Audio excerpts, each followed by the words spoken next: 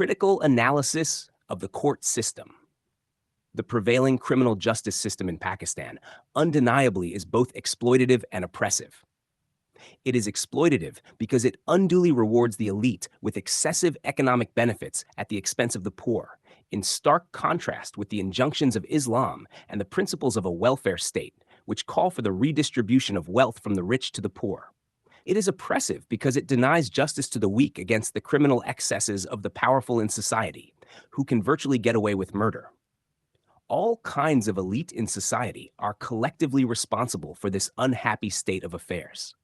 The need of the hour is for urgent policy measures to rectify the situation and ensure that Pakistan turns into an Islamic welfare state in its true sense, where economic exploitation and social oppression of the poor and the weak come to an end, enabling them to lead their lives with dignity, develop their God-given talents, and realize their potential.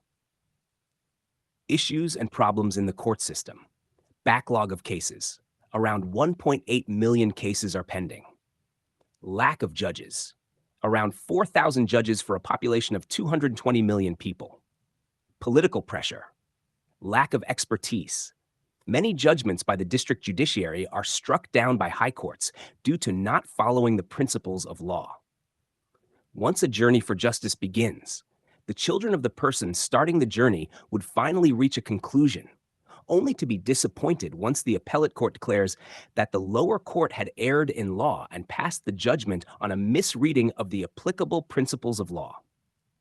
Judges' lack of training and expertise.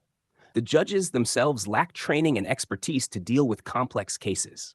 Quite a few judges who actually have the capacity to dispense justice have to face the wrath of the elected members of the bar. Naked threats are given to the judges, eventually resulting in the case of the judge being transferred. Security of judges and their families is another major issue.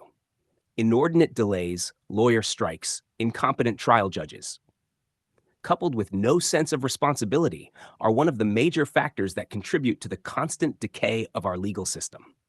The ironic part is that the superior judiciary gets better each passing day and is busy rewriting the legal jurisprudence of our country. Yet the trial courts, where the actual battle unfolds, are on a constant descent. Most of the judges in the lower judiciary lack the intellectual capacity to comprehend various principles of law and dispense justice accordingly. Simultaneously, the assistance rendered to them by most members of the legal fraternity is comical and conveniently placed. Principles and rules which may hinder a lawyer in getting the relief he seeks will be downplayed and manipulated.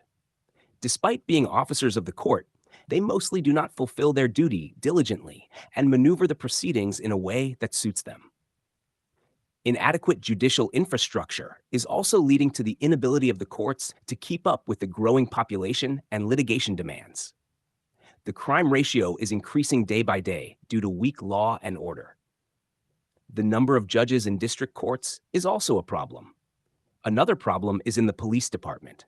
After lodging an FIR, the police are the first executive agency, especially in criminal cases, which reach the crime scene for investigation.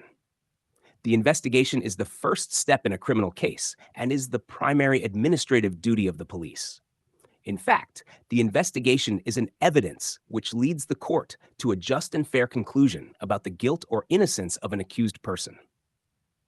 The investigation consists of proceeding to the spot, ascertainment of the facts, collection of evidence, and detainment of the suspect, if required.